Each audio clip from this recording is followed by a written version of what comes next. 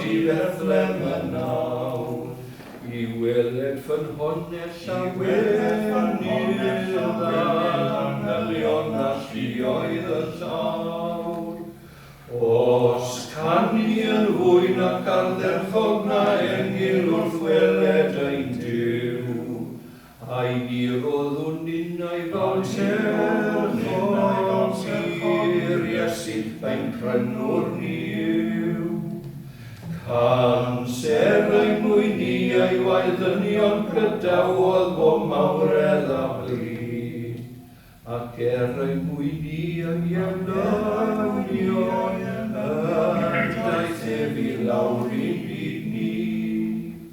Ac ein mwy ni mewn gwael feidi y ganrwyd ein fabant y lawr, ac ein mwy na byd gwaedi ag roes brent mewn dirmig a'r gwawd.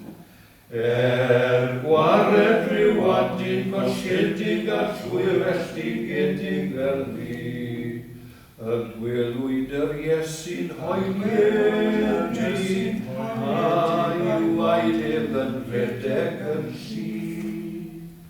O'r hyfedd o'i gweled creawdwr a lliwr y bydoedd I gyd, yn dyfod I fod yn iachawdwr I brynu pechadur mor ddrud.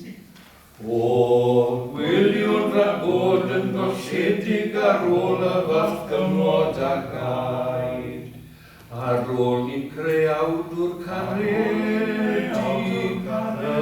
yn caru am prynu a'i waed. Os daliwn ni wrthod galwadau yr Iesu tra'n galw ymai, ni wna'i holl ryddoedd ddeniadau, ond dechrys chwanegu ein gwaed.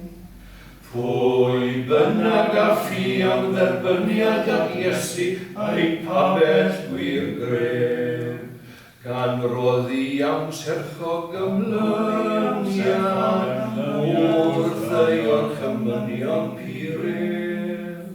Ei sylfaen bob awr ni sefadwy ni chylpau y deilad i'n dydd.